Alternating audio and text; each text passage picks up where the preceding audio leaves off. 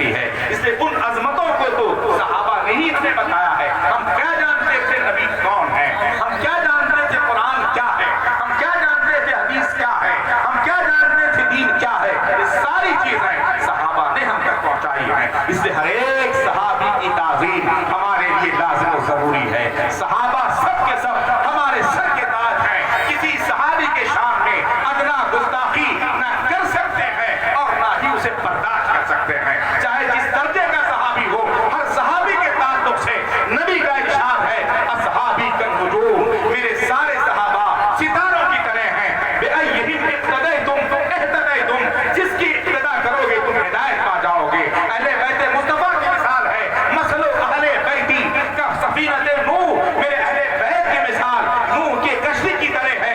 मन नजा मन रकेबा नजा, जो सवार हुआ वो निजात पाया, वो मन तखल्लफा और जो दूर भागा वो हलाका हिलाक हो गया। हम अहले सुन्नत तो इस कदर बहुत खुश और फरहा और शादा हैं कि हमारा ही एक जिगर और अकीदा है कि हम सहाबा की ताज़ीम के कायल हैं। अहले बैत मुस्तफा पर भी मर मिटने का जज्बा रखते हैं और सरकार आला हजरत इन दोनों के संगम को इस तरह बयान करते हैं, अहले सुन्नत का है बेड़ा पार, असहाबे हुजूर नज्म है और नाम है इतरत रसूलुल्लाह।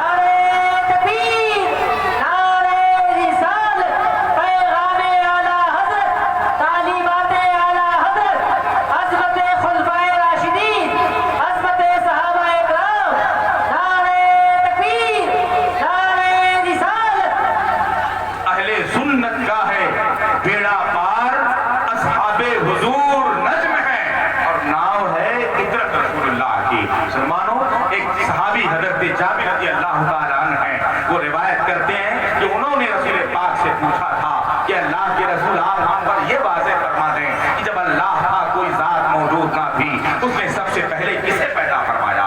रब के रसूल इरशाद फरमाते हैं, खलक़ल्लाहु नूर नबी, सबसे पहले अल्लाह ने तुम्हारे नबी के नूर को पैदा फरमाया है। उस नबी के नूर से ही सारी चीजों को पैदा फरमाया। लौहो कलम, अर्शो फर्श, कुर्सी, जमीन व आसमान, सारी चीजों की पैदाइश और तख्लीक तेरे नबी के नूर से हुई है। गोया सबसे पहले खिलकत के ज़ेवर से जो ज़ात आरास्ता हुई वो मेरे नबी की ज़ात है। मेरे नबी तमाम कायनात में खिलकत के एतबार से सबसे पहले हैं, विलादत के एतबार से अंबिया के बाद हैं और बेसत के एतबार से 40 साल बाद आपने ऐलान नबूवत करवाया है। इस ऐलान से या विलादत से आदमी ये न समझे कि मेरे नबी बाद में वजूद पाए हैं, बाद में नबूवत मिली है, बल्कि हकीकत ये है कि वो जो ना थे तो कुछ ना था, वो जो ना हो तो कुछ ना हो, वो जो ना थे तो कुछ ना था, वो जो ना हो तो कुछ ना हो। जान है वो जहान की, जान है तो जहान है। कहते अल्लाह की सरताब कदम शान है ये, इंसान नहीं इंसान वो इंसान है ये। कुरान तो ईमान बताता है इन्हें और ईमान ये कहता है मेरी जान है ये। वो मेरे आका की ज़ात बाबरकात है, उन्हीं ज़ात का सदका तमाम मखलूक़ात हैं। इसलिए हर मखलूक से ज़्यादा इंसान को नबी के आमद पर खुशियाँ मनाना चाहिए। और मैं इस तौर पर आपको बताऊं, अगर पूछने वाले पूछें कि इंसानों में लोगों में किसे खुशी मनानी चाहिए अल्लाह के रसूल की आमद पर, तो मैं जवाब दूंगा कि सबसे ज्यादा खुशी उन बेटियों को मनानी चाहिए जिन बेटियों को बाप जिंदा दरगोर कर दिया करता था, जिनकी पैदाइश को घर वाले शर्म महसूस करते थे, आर समझते थे, जिन्हें जिंदा दफन कर देते थे। आदमी को गला घोंट कर मारना तो आसान मौत है, तलवार से जुदा कर देना आसान दिखता है, मगर किसी को दफन करने जिंदा किसी कोठरी और कब्र में फूट फूट कर उसका दम निकले, इससे ज्यादा सजा बड़ी और क्या हो सकती है। जिन बच्चियों को शर्म महसूस करके लोग दफन करते थे, उन्हें खुशी मनानी चाहिए कि नबी मोहतरम की जब बेइज्जत हुई आपने इरशाद फरमाया, लोगों किस गलत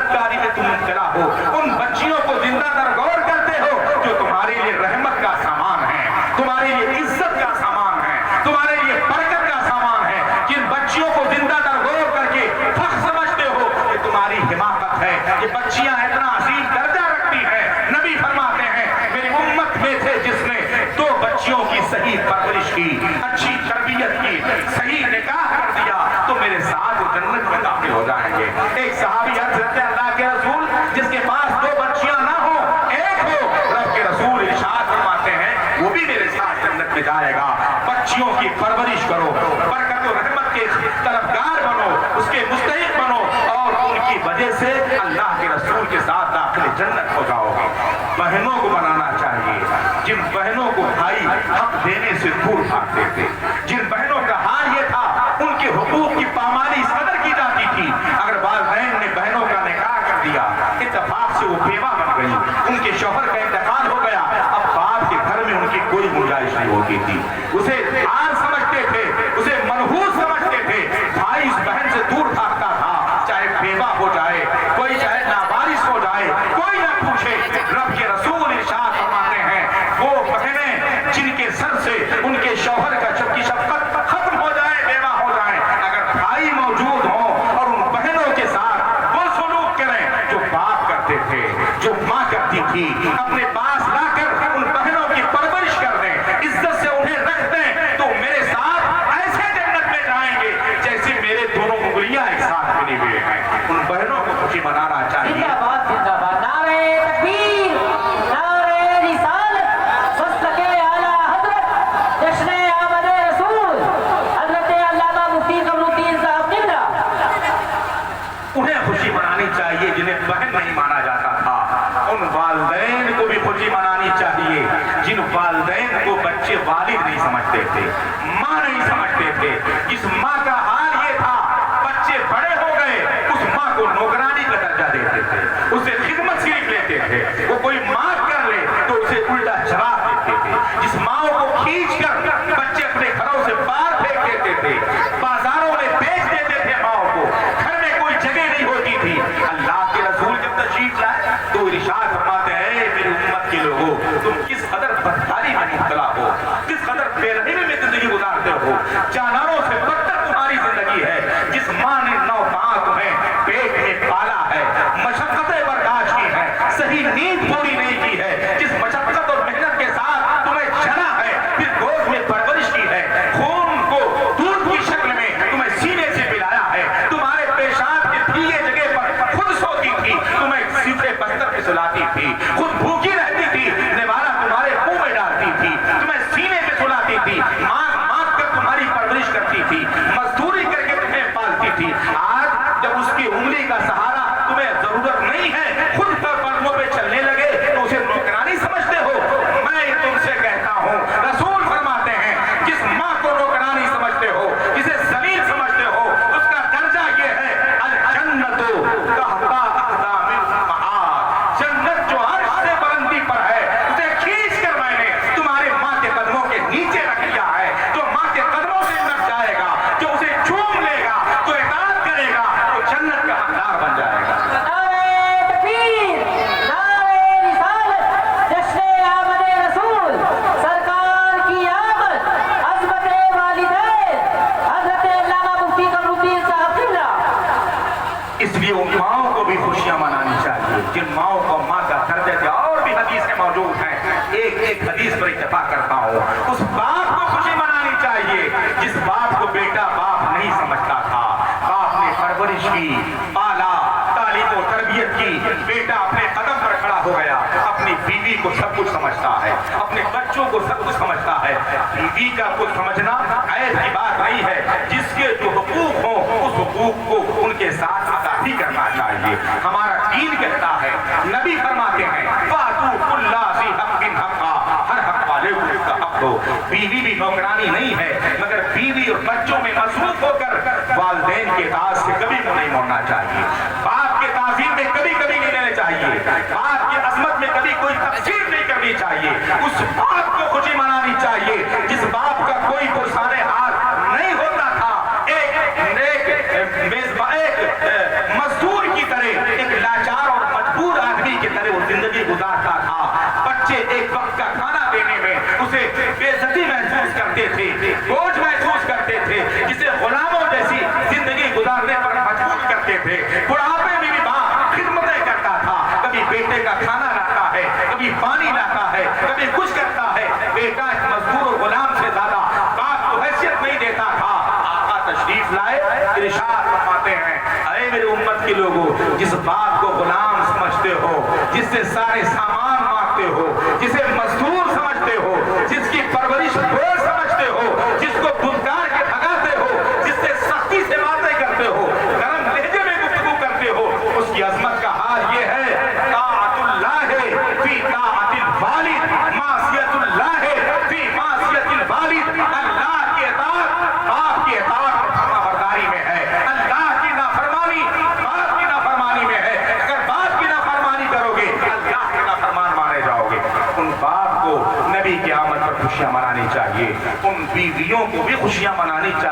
ان بیویوں کی حیثیت یہ تھی کہ اگر شوہر انتقال کر جائے تو اسے زحمت سمجھتے تھے، اسے منحوس سمجھ کر بازاروں میں گھما کے اسے باہر پھینک دیتے تھے۔ جس کا شوہر انتقال کر گیا، نبی اس بیوی کو حیثیت دیتے ہیں کہ اے مسلمانوں، جو بیوی تمہارے بیٹوں کے عقد میں ہے، شوہروں کے عقد میں ہے، اگر اللہ کی قدرت کے حکمت کے تحت شوہر انتقال کر جائے تو اس میں بیوی کی نحوست کا دخل نہیں ہے، بیوی کے قدموں کی بے برکتی کا دخل نہیں ہے۔ وہ تو تقدیر الہی ہے، جسے جب مرنا ہے مرے گا۔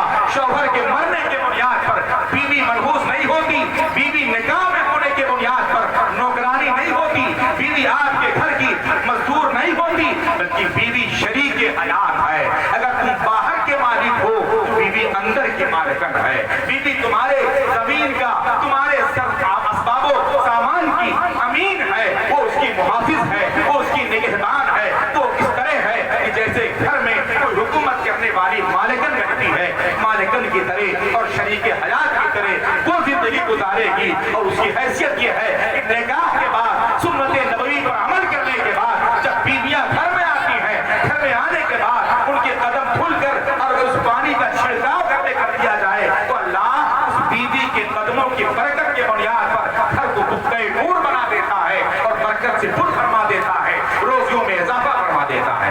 یہ بیویوں کی حیثیت ہے۔ شوہروں کو اس کی ناقدری کرنے والوں کے لیے اللہ کے رسول ارشاد فرماتے ہیں، شوہر بھی بیویوں کے مزدور نہیں ہیں، بیویوں کے غلام نہیں ہیں، ان کے لیے صرف کام کرنے والے نہیں ہیں۔ شوہروں کی حیثیت بیویوں کی نگاہ میں وہ ہونی چاہیے کہ اگر خدا کے سوا کسی کی عبادت جائز ہوگی تو میں بیویوں کو حکم دیتا کہ اپنے شوہروں کو سجدہ کریں۔ یہ شوہروں کی حیثیت ہے۔ جس رب کے رسول نے ہر ایک طبقے کی حیثیت کو واضح فرمایا، ہر ایک طبقے کو اس نبی کے آمد پر خوشیاں منانی چاہیے، سب کو خوشیاں منانی چاہیے، بلکہ ماحول یہ ہونا چاہیے نثار تیری چہل پہل پر ہزاروں عیدیں ربیع الاول، نثار تیری چہل پہل پر ہزاروں عیدیں ربیع الاول، سوائے ابلیس کے جہاں میں سبھی تو خوشیاں منا رہے ہیں۔ جو خوشی نہ منائے وہ اپنے آپ کو پہچان لینے کی زمرے سے ہو۔ اللہ کے رسول کے احسانات ہر طبقے پر ہیں۔ آپ کو رسول کی غلامی کے ساتھ ساتھ والدین کی اطاعت کی زندگی گزارنی چاہیے، علماء کی فرما برداری کی زندگی گزارنی چاہیے، بڑوں کی تعظیم گزارنی چاہیے۔ رسول فرماتے ہیں، من لم یؤخر کبیرنا فلیس منا ومن لم یرحم صغیرنا فلیس منا۔ جو ہمارے بڑوں کی تعظیم نہ کرے وہ ہم میں سے نہیں ہے، جو چھوٹوں پر شفقت نہ کرے وہ ہم میں سے نہیں ہے۔ اس لیے مسلمانوں، نبی کی رحمت کی اگر طرفدار ہو، چاہتے ہو کہ حقوق پر آپ عمل کرتے رہو، نبی کی غلامی کا پٹا ڈالے رہو، اللہ دنیا اور آخرت دونوں سوار دے گا۔ آپ دنیا میں رہتے ہو، زندگی گزارتے ہو، شعار اسلام کو برقرار رکھو، مساجد مدارس کی حفاظت کرو، خانقاہوں کے محافظ بنو، جہاں دین پر وقت آئے سنت عثمانی پر عمل کرتے ہوئے اپنا سب کچھ قربان کر دو اور یہ جذبہ رکھو، پروانے کو چراغ تو بلبل کو پھول بس، پروانے کو چراغ تو بلبل کو پھول بس، صدیق کے لیے ہے خدا کا رسول بس۔ نبی کے وجود پر اپنے آپ کو محفوظ اور متفی رکھو۔ اعلیٰ حضرت فرماتے ہیں، کون دیتا ہے دینے کو مجھ چاہیے، دینے والا ہے سچا۔ ہمارا نبی کے دینے پر یقین رکھیں، نیک کام میں حصہ لیں۔ آپ کے سامنے مسجد موجود ہے، میں نے پہلی بار دیکھا ہے کہ نئی تعمیر ہو رہی ہے، یہ پرانی مسجد تھی۔ اللہ کے رسول کا ارشاد گرامی ہے، من بنا للہ مسجدا فی الدنیا بنى اللہ لہ دارا فی الآخرہ۔ جو اللہ کی عبادت کے لیے دنیا میں مسجد بنائے گا، اللہ آخرت میں اس کے لیے محل اور گھر تعمیر فرما دے گا۔ اس لیے اگر آخرت میں محل چاہتے ہو تو اللہ کی عبادت کے گھر کے تعاون میں بڑھ چڑھ کر آپ حصہ لیں، اور کسی سے کہنے کی چیز نہیں ہے۔ ہر مسلمان کو چاہیے کہ ہمیں مسجد تعمیر کرنی ہے، اس میں حصہ لینا ہے، ذمہ دار کہے نہ کہے، ہر کوئی بندہ ذمہ دار ہے نیک کام کے لیے۔ اپنی حیثیت کے مطابق اس کے تعاون میں آپ بڑھ چڑھ کر حصہ لیں اور اپنے آس پاس کی بستیوں کا خیال رکھیں، اپنے حقوق کو پامال نہ کریں، چھوٹے بڑے کا تعلق برقرار رکھیں، والدین کی اطاعت میں زندگی گزاریں، بیوی بچوں کے ساتھ خوشی کے ساتھ زندگی گزاریں، اور نبی پاک کی ولادت کی خوشی سے اپنے بچوں کو، اپنے آپ کو خوب محسوس کرتے رہیں۔ اور اگر اس کے ساتھ آپ کی زندگی گزری، اللہ انشاءاللہ وہ کرم فرمائے گا، وہ رحم فرمائے گا جس کا آپ اندازہ نہیں کر سکتے۔ سب سے اولا و اعلیٰ ہمارا تھا ہمارا نبی، سارے اچھوں میں اچھا سمجھیے جسے، اس اچھے سے اچھا ہمارا نبی، کچھ گئیں جس کے آگے سبھی مشنیں، شمع وہ لے کر آیا ہمارا نبی، جن کے تلووں کا دھوبن ہے آب حیات، ہے وہ جانے مسیحا ہمارا نبی، جیسے سب کا خدا ایک ہے ویسے ہی ان کا تمہارا ہمارا نبی، غمزدوں کو رضا مزدہ دیجیے کہ ہے بے کسوں کا